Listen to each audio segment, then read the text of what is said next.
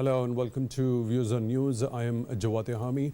Now, after the recent escalation between Pakistan and Iran owing to Iran's violation of Pakistan's territorial integrity and sovereignty and tit for tat strikes by Pakistan in Iran, both the sides resorted quickly to the restoration and normalization of the bilateral relations. A number of steps were taken in this particular regard, and today we saw Iranian Foreign Minister Mr. Hussein Amir Abdullahian visiting Pakistan on the invitation of Pakistan's caretaker Foreign Minister Mr. Jalil Abbas Jilani, and both the top diplomats of the two countries had a meeting, and they discussed a number of issues in that particular meeting, and later on both the top diplomats also addressed jointly a presser. Also, a short while ago, the Iranian Foreign Minister has called on Pakistan's caretaker Prime Minister Mr. Anwarul Haq, and both the sides have reaffirmed the strength of this historical brotherly relationship. Caretaker Prime Minister Mr. Anwarul Haq has reaffirmed Pakistan's commitment to further consolidate bilateral ties, at the same time emphasizing the need to address the common challenges through collaborative and cooperative approaches rooted in respect for international law and the principles of the UN Charter, in particular the territorial integrity and the sovereignty of both Pakistan and Iran. Before that, the Iranian Foreign Minister also called on Chief of Army Staff General Sayyid Asim Munir, and according to Inter-Services Public Relations, both the sides reaffirmed to strengthen and consolidate the bilateral relationship in future also. We'll be taking up all these aspects that have been discussed during these high-level meetings of the Pakistani top officials with the Iranian Foreign Minister regarding the normalization of ties and their common understanding, especially when it comes to dealing with the menace of terrorism. We'll be taking up this particular aspect of our discussion in today's show. For that, we are honored to have been joined in the studio by Air Vice Marshal retired Ijaz Malik. He's senior analyst. Mr. Malik, thank you very much for your time, for being with us on the show tonight. We really appreciate that. Also in the studio, we are honored to have been joined by Dr. Haq Shamsi, is senior analyst. Dr. Shamsi, thank you very much for your time, also for being with us on the show tonight. Really appreciate that. On Skype, we are honored to have been joined by Mr. Shahid M.G Kiani, former ambassador. Mr. Kiani, thank you very much for your time, also for being with us on the show tonight. We really appreciate that. If both of you gentlemen allow me, let me start with Mr. Kiani. Mr. Kiani, now talking about the timing of this particular visit by Iranian Foreign Minister to Pakistan and the kind of high-level meetings he had held, especially with his Pakistani counterpart, as well as Chief of Army Staff, as well as a short while ago with the Pakistan's caretaker Prime Minister. Now, a range of issues have been discussed in these meetings. We'll definitely be taking your analysis regarding those number of issues which have been discussed. Now, specifically after the recent escalation between the two Muslim brotherly countries, how significant as far as the timing of this particular visit is concerned? You know, in diplomacy, as a diplomacy practitioner, we call this the meeting of the two foreign ministers, and then the Iranian foreign ministers call on the Prime Minister and the Chief of Army Staff, because this is an issue in which political and military leadership has to be on the same page, and we are. Let me tell you that this is what we call the significance of coexistence. That these two countries, which have, as they call, tyranny of geography, we have two countries, geographical locations, we are neighbors, we have a huge long border with each other. And this visit was to contain the unfortunate incident which had happened a week back, in which the Iranian had, they attacked our territory, and we had to respond to it, because you cannot in any way give a wrong signal to any other country that, yes, if we are attacked, we will do, as they call, tit for tat. But nevertheless, this, instead of the strained relation would have gone astray, they have been contained. And my own opinion is that if you look at the press conference which took place between the Iranian foreign minister and our foreign minister, they are pointing fingers at other people who are creating problems for both Pakistan and Iran. And I hope that in the significance of coexistence and segment of good neighborly relations between Pakistan and Iran, we should be able to contain and be able to sort it out.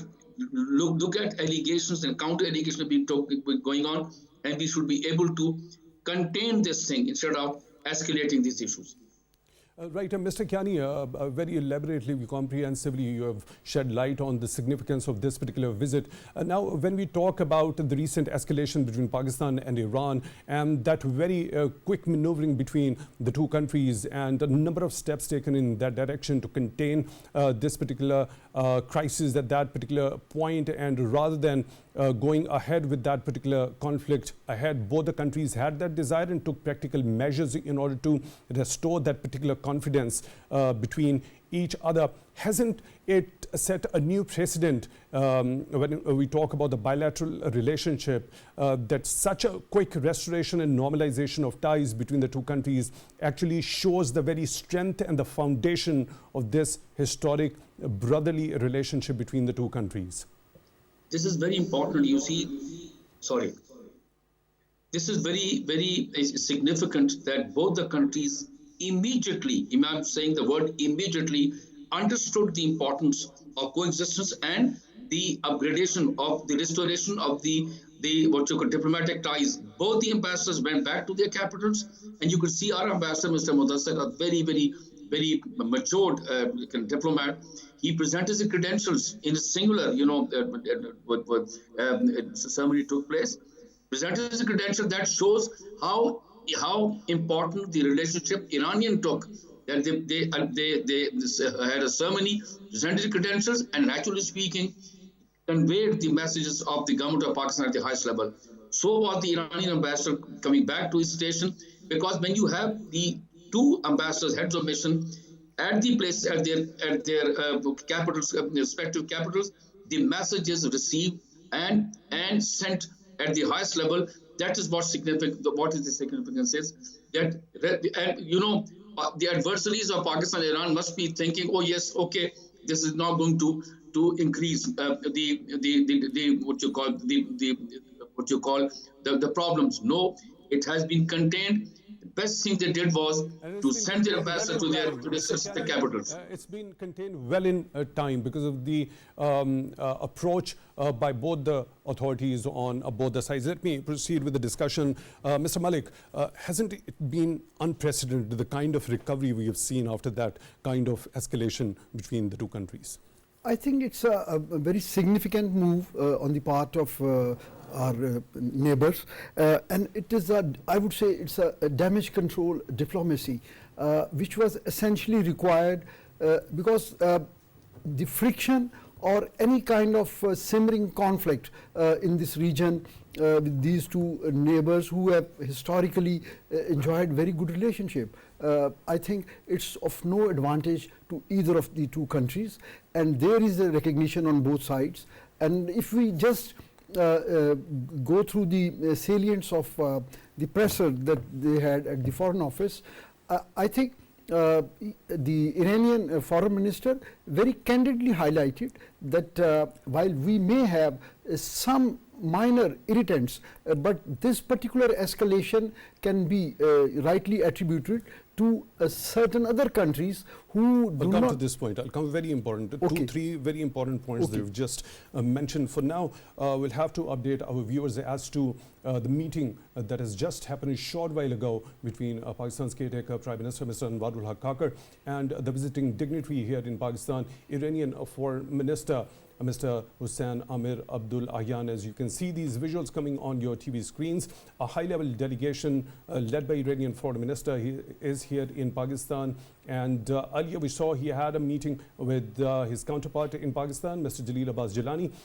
and then later on he had a meeting with the Chief of Army Staff, General Sayyid Asim Munir.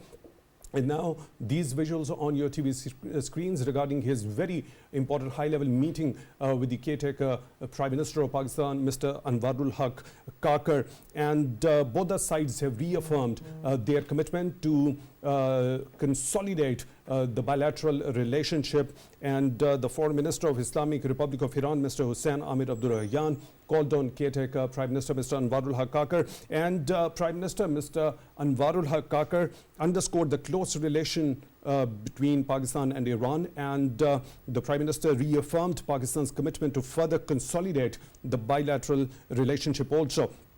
The Prime Minister also emphasized the need to address common challenges through collaborative and cooperative approaches rooted in the respect for international law and the principles of the United Nations Charter, in particular when we talk about territorial integrity and the sovereignty of both Pakistan and Iran. The Prime Minister conveyed his warm sentiments for President Ibrahim Raisi of Iran and extended an invitation to President Raisi to visit Pakistan at his earliest convenience. This is the latest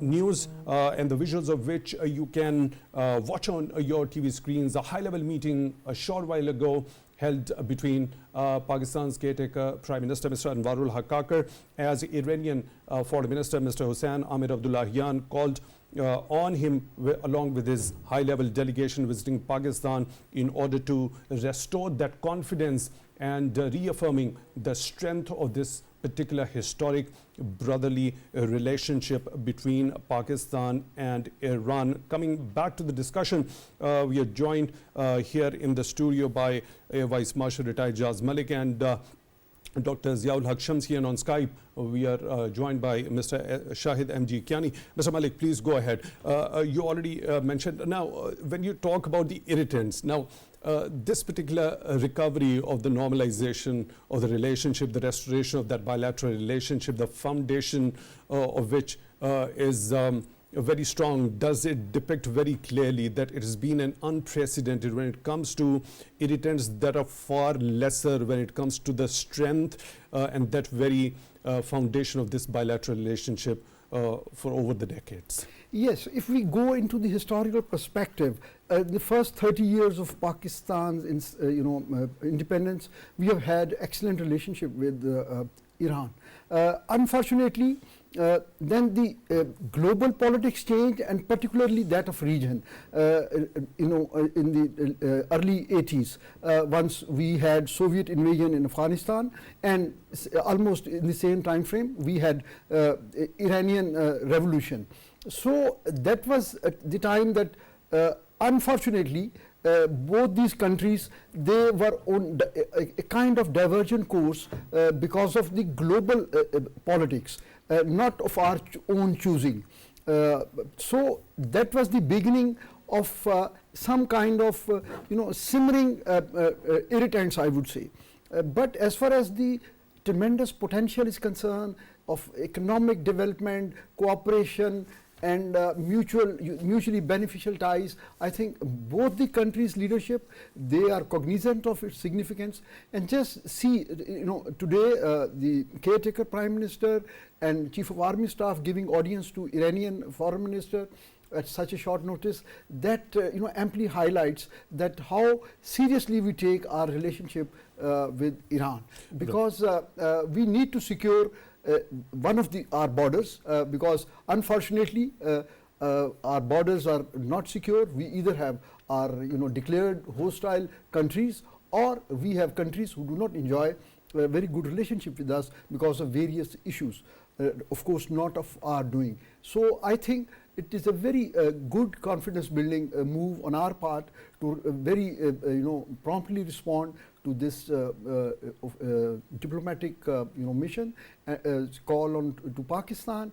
And I see a silver lining in this. Obviously, this is not a desirable situation wherein 9 of our innocent people, they have been, I'll come to this point, this particular incident that happened and the Foreign Office's response and reaction regarding that horrifying and despicable act in which 9 Pakistani workers were mercilessly killed by unknown armed men. Dr. Shamsi, now when we talk about the specific statement by Iranian foreign minister who is visiting currently Pakistan, that our historical bilateral relations and connections testify that we are a single nation located in two different geographical locations, and the kind of timing that we have just seen regarding this particular visit by him here in Pakistan after that recent escalation. Foreign Minister Gilani also highlighted that his Iranian counterpart's visit at such a short notice testified to the deep commitment on both sides to solidify ties with each other.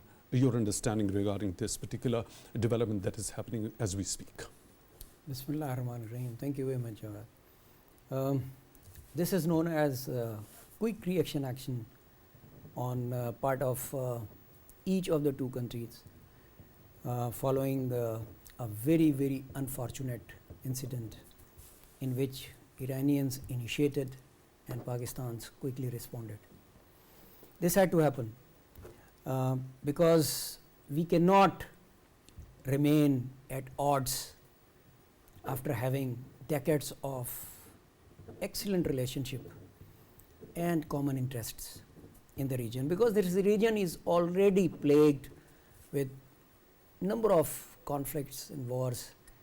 And I had written a piece immediately after Pakistan's response that no new war, please. So the region cannot afford any new war, because not only Pakistan but Iran as well. Iran has been under US sanctions and other sanctions for over 4 decades now. It cannot afford to open a new border. It is already engaged at a number of places. You would recall that the day it fired on Pakistan, a day earlier it had fired on Iraq and Syria also. So Iran already has its plate full.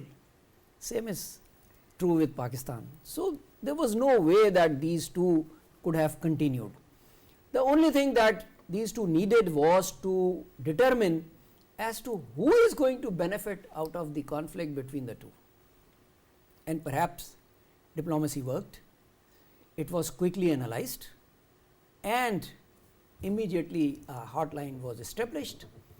Diplomacy worked, although the foreign minister of Pakistan at that time was abroad already, but he played his part and quickly invited the foreign minister, and the visit has taken place today. And earlier than that, I think within 96 hours, the announcement was already there that the two ambassadors will reach respective capitals on 26th, and that was done. So this is, I always refer to as productive engagement. I mean, if you're not engaging with each other for a photo session only, there has to be some productive outcome which would benefit, and the benefit is escalation control. So for the time being, it has been controlled. The visits have taken place. President Raisi has been invited already, but at the same time, groundwork must continue to redress and investigate as to what led to this kind of escalation. Uncalled for, unjustified.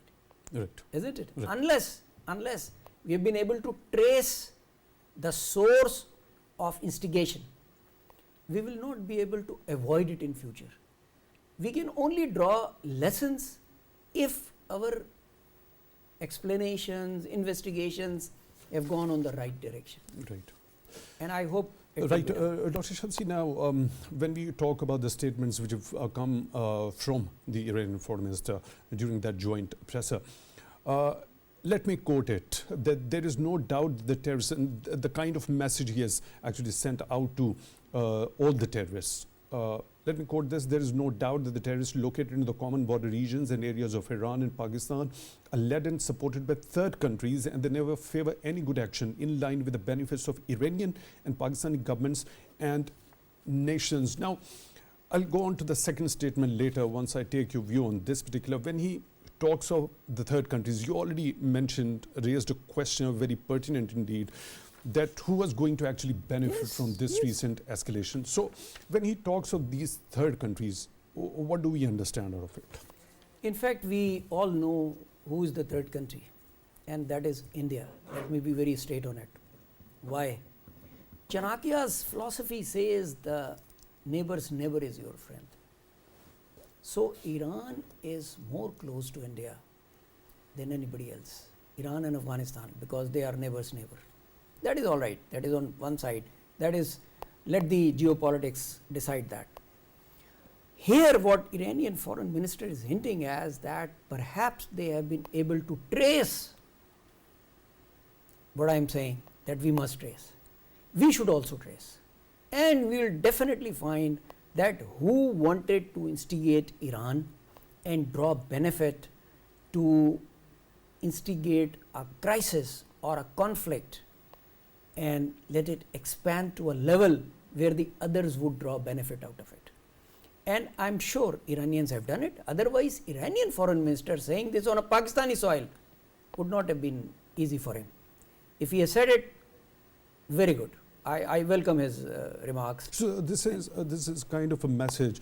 When he also went on to say that we are here, so in a loud voice we'll tell all the terrorists that Iran and Pakistan will not provide them with any opportunity to endanger our common security. Likewise, this particular common security challenge, this has been talked about by Foreign Minister Gilani in this particular joint presser also. So when we talk about the third countries which are leading and supporting these terrorists, I meant to ask what exactly the seriousness and gravity of the situation is when Iranian foreign minister standing here in Pakistan says so. It's very significant because Indians would certainly object to his remarks, especially in Islamabad. And I think if you just go on to Twitter and start to read the analysts from India, they have started to raise this point that how come the Iranian foreign minister has said it in Islamabad. So the issue is already being raised. Important thing is that the two countries are facing the menace of terrorism for the last 4 decades, ever since the Soviet Union invaded Afghanistan. But you would notice that a country or the superpower like America also could not deal with it single-handedly. It also had to make alliances and create a larger alliance. Therefore, it is incumbent upon the two states, that is Iran and Pakistan, that join hands, carry out joint investigation. Right, and what measures are required for that? I'll come back to you, take your detailed view.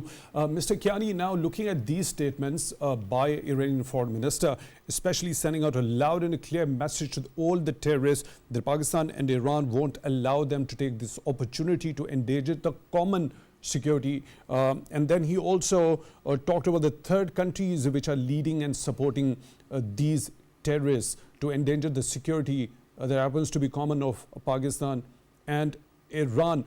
What is the gravity and the seriousness that is embedded in this particular statement when it comes to the role of peace spoilers as the third countries or the third states? Listen, as far as my own understanding is concerned as a diplomacy practitioner, Pakistan is convinced that it is India behind it. We have got we know it, a naval serving officer from that part of Iran. So we are absolutely sure. I'm not sure what the Iranian foreign minister meant as to the third countries. I trust it is India. I am not very sure, let me be honest, what they are. Because that is for them. The other thing is that the timings of these two foreign ministers meeting at this time, and foreign minister of Pakistan, Iran meeting the prime minister and the chief of army staff, I think the relationship could not have worsened earlier the way it has done. But now the damage control. Now it is time now, because we cannot allow our enemies, our adversaries to take advantage. The killing of these 9, I just had a word with our ambassador in Tehran. The killing of these 9, laborers, they are illegal. And 3 of them are seriously wounded. They are in the hospital. Now, who instigated these things? Who killed them? It is time, it is extremely important that independently the Iranians should convene an investigation as to who killed them. Is somebody, the third country, still instigating Iran? trying to start a relationship between Pakistan and Iran at a time when both the countries are doing damage control. So it's very, very important as to how these illegal Pakistanis were living in that place for a number of years. Who killed them? Why kill these people? Meaning, so to start a relationship. So it is very important. So now both the countries will have to, pinpoint, because both the countries are what you call, they're facing terrorism on both the borders. So Pakistan and Iran will have to share the information. It have to have a mechanism of sharing information as to who are the terrorists who are living on the borders on that side of Iran and not living on the side of Pakistan. Both the countries will have to come, open with it, talk to them, share the information whenever it happens. As I say, preempt, and as you say, to pre-warn is to forearm. It's very important. Otherwise, these things will keep on happening. You cannot have foreign ministers of both the countries running up and down, sending ambassadors up and down these countries, because we have a long border. We already have problems in the region. You cannot have, and you cannot add to the problem. If you look at Iran's is outreach toward Iraq, to Syria and other countries already there. I think Iran, to be very honest, I tell you, it is time that Iran understands that this tit for tat, whatever has happened, cannot be repeated. One last thing I tell you, since the revolution, Iran has been looking at us through the American, optics. Because if you look at 1979, it was the Cold War. We were a close ally of US. So they have looked at us from that optics. That's why they have come closer to India. The other thing is this irritation of this gas pipeline. We need to resolve this gas pipeline issue as soon as possible. And because these economic content will be able to enlarge our relationship and improve our relationship. Right, Mr. Malik. Now, the seriousness and the gravity that is embedded in this particular statement, when he mentions of third countries, and he also at the same time there is our common security, and we won't allow the terrorists to take that opportunity to endanger it. You understand this? Yes, I think it is very important, and in the joint communique, the discourse that we have understood through the media, we need to engage at working level, so that to consolidate what has been achieved with this very significant visit of the Iranian foreign minister. And intelligence sharing is very important because it is required on both sides of the border. It is only through timely intelligence sharing, and then based on that credible intelligence input, either side can take required actions on their own soil to make sure that nobody takes advantage of the border region dynamics. And secondly, we also need to explore the options wherein we have each other's stakes, they are evolved. For example, the markets, the border markets, the control on smuggling across the Pak-Iranian border. So these are the issues which can, further strengthen our socio-economic ties. And obviously, once we have that kind of wholesome engagement, the security in the region would be improving with these kind of measures. Right. But now Pakistan's Foreign Minister, Mr. Gilani, has said there is an agreement between the two sides to establish a high-level constructive mechanism at the level of foreign ministers of the two countries.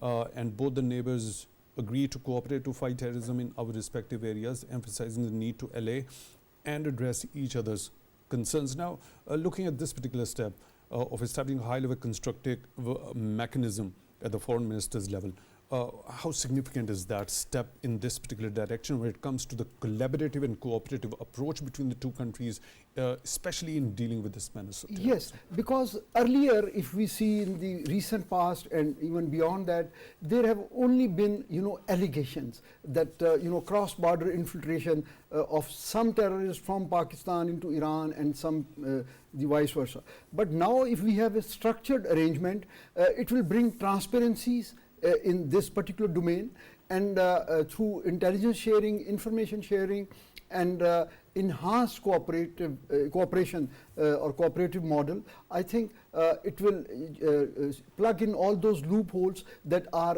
adversary, which our other Dr. Shamsi has highlighted, and of course the ambassador online has also mentioned, that we should minimize the chances or squeeze those spaces which our adversary can obviously take advantage. Right, when you talk about the measures when it comes to counter-terrorism, of course, intelligence sharing happens to be of crucial importance. What about securing the border? What sort of arrangements are required? Do we need any sort of big infrastructural rearrangement in order to secure that particular border and also ensure that the non-state actors or the terrorists might not infiltrate into each other's territory? I think the physical or administrative arrangements would come later. The first stage is that we need to develop a kind of regional alliance. It's not only, we have to bring in the total picture in which Afghanistan is a major source of concern for Pakistan as well as Iran, and beyond that even in case of China.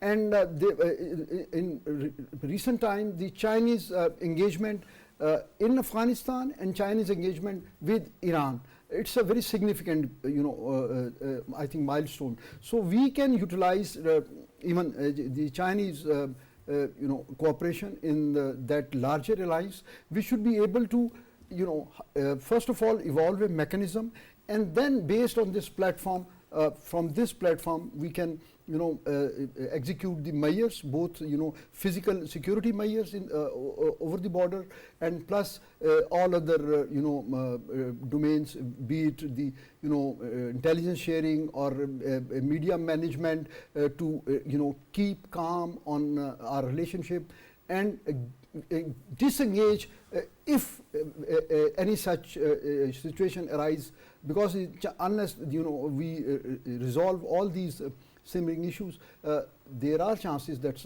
again at some time in future there could be another short eruption. So we need to build that kind of confidence where we can diffuse any such tension, because it is counterproductive for both the countries. Right, Dr. Shamsi, now the measures when it comes to counterterrorism, of course, we've had that discussion. Our other panelists are of the view it is very important that there should be intelligence sharing, the sharing of the information. What about securing the border in order to ensure that there doesn't happen to be infiltration of such actors? Jawad, in fact, this is not something new, and neither the border is new nor the cross-border terrorism or infiltration or smuggling is new to either Iranian authorities or the Pakistani authorities. And we have been dealing with it sometime with the strong hands and sometime leniently also, overlooking the fact that the smuggling is taking place. It is hurting the economy of Pakistan, especially the fuel smuggling and the manpower smuggling. However, there has been a crackdown by the authorities. There has recently. been. That's what I'm saying. That's what I'm saying. A number of steps have been taken in that regard. That's what I'm saying, that it's not anything new which we do not know or we have not been handling. But I mean to ask but you the issue is whether do we need to, when it comes to the collaborative and cooperative approach, of course intelligence sharing is of crucial importance, and both the countries would definitely be pondering upon all the possible mechanisms in that regard. When it comes to the physical border, how crucial and important is, do we need some infrastructural rearrangement based more on the modern lines in order to curb this particular inflow or the infiltration on either side? no. If you are hinting at erecting the barbed wires, I will oppose that. It's not the right way of caging yourself. I mean, use technology, use drones, Okay, use human int so that you immediately find out. Issue is not that. What I am coming at, if you give me time, we need to understand the difficulties of each other.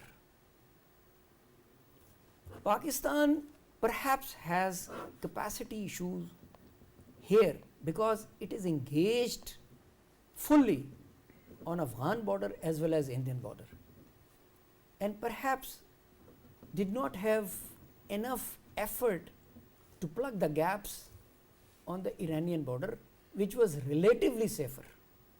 Okay? Iran needs to understand this and help Pakistan in building the capacity by putting in more effort, because they do not have the problems on their immediate borders elsewhere. Okay. Let me take this point to Mr. Malik. Your understanding when Dr. Shamsi has just mentioned the issue of capacity on the Pakistani side. We've seen that intelligence-based operations also going on. Pakistani authorities and law enforcement agencies, security agents being very much vigilant around the clock. We've also seen that particular evidence of that Indian operative who was trying to sabotage through his espionage activities, Kulbhushan Yadav, in this particular territory. So, no, Dr. Shamsi is right. You see, actually, our Afghan border, particularly the erstwhile Fatah area, that had remained, turbulent for decades. So our entire focus was initially on securing that border. We have fenced almost the entire length of our international border with Afghanistan, and now we had. No, but we can't leave it without a certain substantial amount of security operators intact on ground there on that side. And then we shifted to secure or started to pay more focus on the Balochistan side, because this particular theatre was not only turbulent or was significant for Afghanistan or the other countries who were operating through Afghanistan to create this destabilization effect, but all the countries who were against, the regional and international players who were against the CPEC, they also wanted a kind of anarchy or a kind of destabilization or security concern in the Balochistan. So based on that, a relatively calm and secure border with Iran was on a low priority. So I would agree with Dr. Saab that we should, rather than creating physical barriers or fencing the border, we can make best use of technology. Iran has a very good drone technology, and so is Pakistan now. So we can create a kind of joint border surveillance system where a joint control room can be evolved, or the data, the purified data can be shared on both sides. So that will bring a lot of transparencies that who all are operating in this region and which are the areas where there is a movement of smugglers or the people who are illegal immigrants from both sides. So I think use of technology and data sharing, it can be done in a very cost-effective manner, and it can be operationalized very soon. Right. Mr. Kiani, now you already mentioned that horrific incident that happened with 9 Pakistani workers over there in Iran. The kind of response that we have seen from the Foreign Office, being continuously in contact with the Iranian authorities on this particular matter. Now, this particular incident happened at that particular time, but there was so much going on between Iran and Pakistan for the restoration of that and normalization of the ties that have been severed because of that escalation. First, when we talk about the motive of those elements who were involved, the perpetrators, what could have been that to sabotage all these efforts? And secondly, what is the expectation? What should Pakistan be expecting from Iran when it comes to reaching at the logical conclusion of who actually were perpetrators? And is there any sort of accountability mechanism in place between both Pakistan and Iran, that if once found these perpetrators, those could be handed over to Pakistan? First of all, as I said earlier, there has to be an independent inquiry it is in the interest of Iran, I'm telling you, it's the interest of Iran to find out as to who were behind the killings of these 9 Pakistani, and 3 of them are in the hospital. Because whoever the third party is, who wanted to create, to enlarge the what you call the shaky relationship in the last few days between Pakistan and Iran, I think they have not been successful, but they have already created a serious problem between Pakistan and Iran, because we have one issue was we were able to overcome one, trying to overcome one, and another issue has cropped up.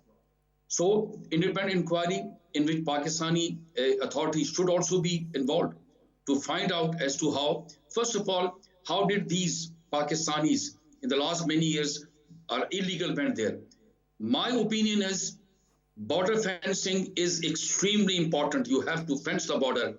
You see, in the foreign policy term, there are no brotherly relations. They don't exist. If that would have existed, then Afghanistan, Pakistan, then Iran and other Muslim countries would not be at each other's throat. My apologies for that. So it is the national interest which dictates the relationship between 2 countries. So fencing of the border is important. Then you use drones, because see, you look at the route of the human smugglers. They go through Iran. If you have fenced the borders, yes, you should have more open, you see, borders, borders, gates between these countries, 6, 7. All those will be with people having documents, have passports or whatever, should be able to cross each other like you have done it in Afghanistan. So it's very important. Let the drones be there to find out as to who's crossing and who's crossing not. You cannot allow an open borders. It doesn't work. Another thing, you see, every day we look at these videos on social media, these motorbike people bringing kerosene and diesel oil from Iran. What is this happening? You look at this, how are these? The best thing would be if these people do not have any job. There's a mafia working in Karachi or other places who are bringing these people in. The markets across the border, which we started with a very good opening in the last government, when our Prime Minister and their President were on the Iranian border, and there, let the markets be there. Let these people be employed. Let these people be given some soft loans so that they can do business, and wean them away from this smuggling. Fencing of the border is sacrosanct. We are not United States and Canada, where literacy rate is so high and they do not have any problems with each other. Rather, look at United States and Canada's what you call trade is nearly 2 to 3 billion a day. You can't have that. Here, you have to fence the border to keep away such, so that the third countries will think 10 times before creating this problem, because they're sending people across the border. So it's very important, sir. And if the 2 foreign ministers have met, I'm very happy. Let there be a permanent, relationship, hotline between the 2 foreign ministers, hotline between the 2 army chiefs, I would say, all the security heads between the 2, and preempt such issues, such things, because these vitiate the atmosphere, and these 2 countries who are neighbors, who have so much in common with each other, cannot afford such serious incidents. Right, Mr. Malik, now we've got a differing view from Mr. Kiani. He says it's very important and crucial to have the border fencing. Do you want to comment on that? Do you have anything in addition to your earlier comment? Yes, if both the countries, they mutually decide, it can also be considered. The Iranian foreign minister, he also flagged, one aspect, that Pakistan and Iran doesn't have a territorial issue. So unlike Afghanistan, where the Afghani side, they did not respect the sanctity of the border with Pakistan, and they had certain issues. In case of Iran, we do not have any such issue. So this can also be considered if both the countries at appropriate level they consider it. So as you just mentioned that Iranian foreign minister when talked about both the nations being a single nation. Yeah. And located into different geographical locations, right? Yeah. Regions. So in the light of this particular statement, how do we understand that the border fencing, is it It is, I mean, if we doable? decide, Is it a possibility? it is possible. We can create certain corridors, because probably what he was referring to is that on the Iranian Sistan side and Pakistan side, Balochistan, there are, you know, tribal and ethnic, similarities, and people have relationship for generations. So corridors and exit entry control can be created. So that remains one of the options, but what we too were referring to, that is a very quickly doable thing, that surveillance, and that will even be required after doing the fencing. Right. Yeah. So what should be expected from Iranian authorities, especially after these confidence building measures, the damage control measures, when it comes to the ascertaining the fact about the killing of those 9 Pakistani workers? I think as Ambassador very properly highlighted, that first of all, the first step is a very transparent and credible investigation. And if the investigation points out towards a specific group or a country, that should be internationally taken up. And I think that would set the pace of our future dialogue between the two countries. Right. Dr. Shamsi, border fencing or no border fencing? Absolutely not. Okay. Why? Please. How many countries in the world have fenced themselves from all sides? But how many We've countries have already done got it. this level of threat That is posed no by threat. the menace of There is no terrorism? threat. These things happen. These things have been happening because of geopolitics and geostrategy in this region for the last 40 years plus. Okay, we have been dealing with it. One odd incident, and it should not lead to such outrageous fencing, which is a very long border, because this would create a security and security dilemma between the two good relations state. I also don't call brotherly relations, but good neighborly relations. We already fenced with India. We already fenced with Afghanistan. The only land border left is with China and Iran. And Iran, do you want to fence? No. You will need to use technology, okay? And these crossings are already marked there. The smuggling has been taking place before. We can do it a little more vigilant. We can be little more vigilant and have the collaborative arrangement between the two, the states. Your point is well taken. Dr. Shamsi, now very quickly, unfortunately we're short of time. What could be expected from Iranian authorities when it comes to this matter of Pakistani workers killed over there, the 9 Pakistani workers? Iran should take it very seriously, because Iran must understand that it is somebody else who is trying to create wedge. When Iran noticed, or when the perpetrators noticed that they are very quickly getting back on track, then this incident has happened and poor people have been killed. So therefore, Iran must investigate threadbare and come out clean and hold those people responsible who are found guilty of this heinous act. Right, Mr. Kiani, very quick last comment as to when it comes to territorial integrity and sovereignty of Pakistan. We have seen statements from caretaker Prime Minister as well as caretaker Foreign Minister as well as Chief of Army Staff regarding this particular, that sovereignty and territorial integrity of Pakistan is sacrosanct, and also this bilateral cooperation is actually going to be based on mutual cooperation when it comes to respecting each other's sovereignty and territorial integrity. Do we understand from this that a collaborative and cooperative approach is more of a value and more important as compared to any side taking any unilateral action? The visit of the foreign minister and the Iranian foreign minister and his call on the military and political leadership and in the foreign office, the right direction. I think in the manner in which the foreign minister of Iran hurriedly came here on our invitation shows the seriousness the Iranians are taking these incidents which have happened. And I tell you, it's a good beginning. Even though in a very difficult and challenging period, this is a very good beginning, and let's hope that both the governments should work together to avoid such an unfortunate incident, because Pakistan territorial integrity is so important that the message was sent, and I think this is more than enough. I think we should not be able to create more problems than what has happened earlier. right, Mr. Shahid M.G Kiani, former ambassador, thank you very much for joining us on Sky. We really appreciate you taking time out for Views on News tonight. In the studio, we were joined by Dr. Haq Shamsi, senior analyst, and Air Vice Marshal retired Ijaz Malik, senior analyst. Thank you, both of you, gentlemen, for your time. Also for being with us on the show tonight. With that, we come to the end of today's episode. Till the next one, take good care of yourselves.